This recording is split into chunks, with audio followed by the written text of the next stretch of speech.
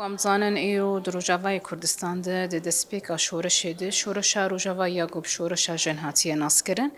خبات کی بینگهین یه جنان هات کرن و د پیشنکتی اجنده ام تقریبون گوهرتن و گوهرتنین د جواکی ده ای دموکراتیک بدن آبا کرن هر وها وصالن درجن تقریبو بتیکوشین خونی سیاسی دیپلماسی لشکری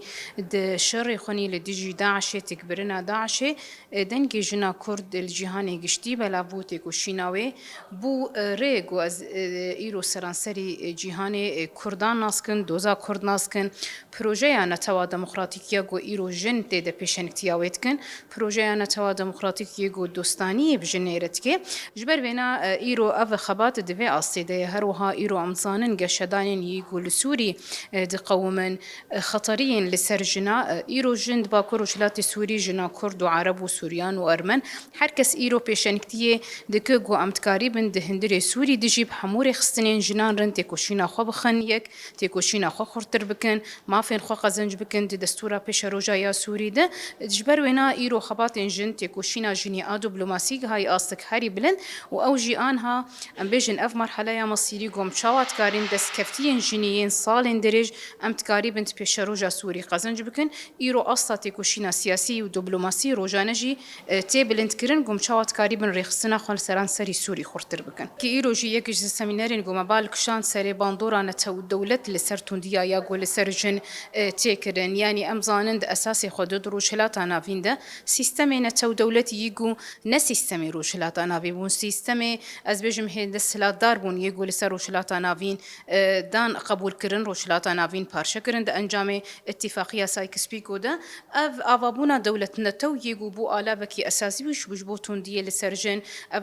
دولت از بجم شیوه خونی دست هلاداری دوربونا جن د نوا سیاست د نوا جواکی ده هر وها قانون درخستنیه لدیجین جنان دملی اولید دملی از بجم قانون احوال الشخصیه گو ایرو دروشلاتا نابین حمی تمنین وینا جند دن هگد ملی زواجی ده به هگد ملی از بجم بردانی ده به هگد ملی میراث ده به هگد ملی دورخستنا جنان ده جوار سیاسی هر وها کارانینا اسلام سیاسی لدیجین اف حمود انجام نتو دولت دیگه دروشلاتا نابین ده پیش کرد لی هر تیم جی دروشلاتا نابین ده جن تکوشینا خود دوام کرد تجاری جی افرو شخور قبول نکر و هر تیم جی تکوشین جنان ین سال درج هبو اف بو بینگه گوجن ایدی الترناتیفا پیش بخن سیستم الترناتیف سیستم دسلاداری سیستم نتو دولت سیستم دموکراتیک پیش بخن و ایرو جی دروشلاتا نابین دی پیشنکتی اجنده گلک پروژه دموکراتیک پیش تکون جن ایرو بلکی اف جی نمونه گوام ایرو لور الباجار سلیمانیه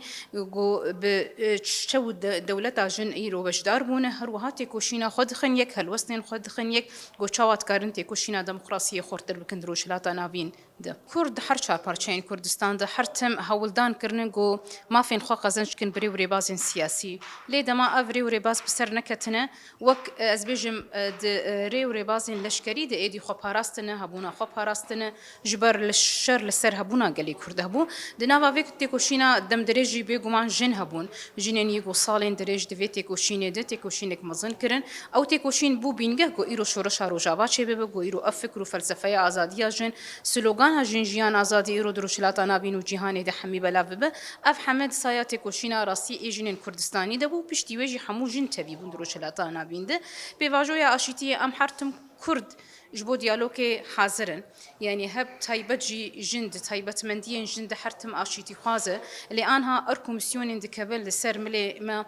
رخصتن جنانده قوم چاوت کارن في پیواژوی خورتر بکن اف پیواژو نتنی به هنک پارتی و گریداین او هنک آلی ایرو پیواژوی آسیشتیه دکبه ارکومیسیون هر کسی گو خدیل في پیواژوی درکبه هر وها في پیواژوی بسر بخن قوم چاوت کاری بن بحمو هزین سیاسی رخصتن جنان پیواژوی آشیتی دموکراسی کارن پیش بخن انجخ امتکارن به دموکراسی بوکهوی شر اندروشلاتا ناوین ناکوکین هی بداوی بکن قا دوی دجی پیشنکتیا جنین کرد هبون گوشاوا کنفرانسا نتوی آجن هات الدار خستن برین هاجی لسر هر چهار پارچین کردستان هروها کنفرانسا نتوی روجاوای کردستان هات دار خستن گوجین ایرو پیشنکتیا یکیتیا نتوی تکن هروها گرک پیشنکتیا آشیتی دموکراسی بکن هگه ایرو